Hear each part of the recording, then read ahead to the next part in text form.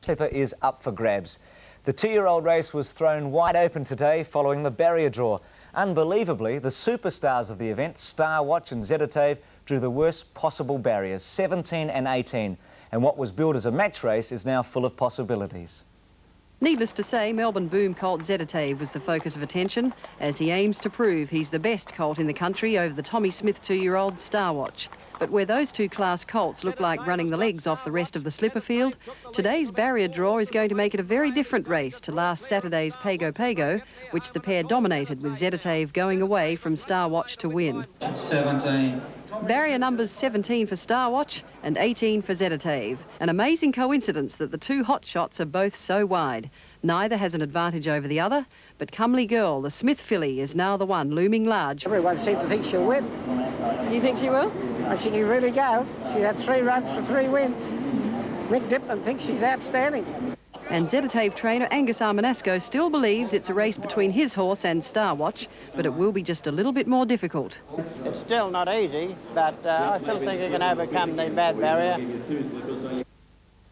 Angus Armanasco, well, one of Australia's most successful harness racing owners, is set to make his mark with a thoroughbred.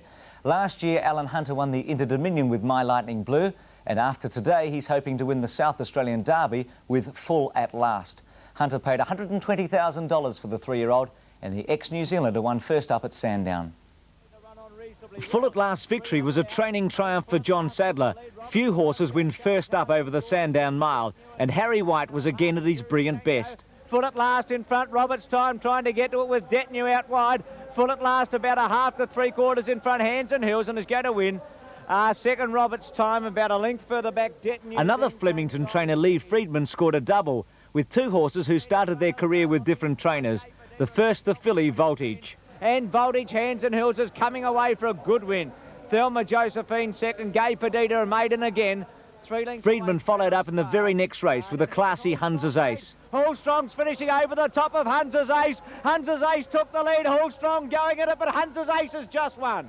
It's nice to get horses like that because, you know, a lot of the work's been done for you. All you've got to do is condition the horse properly and find the right race and you're in business.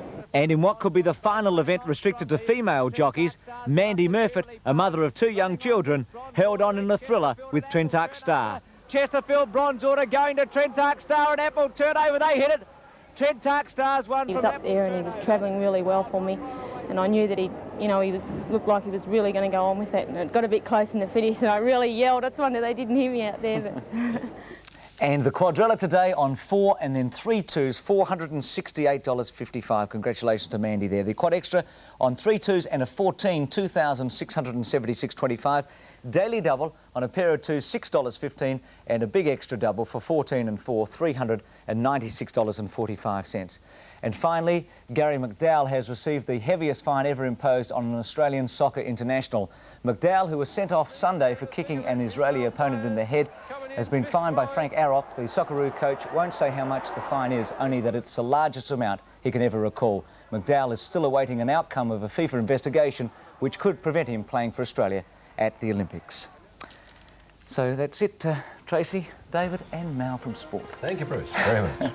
And coming up right after the break. As you can see,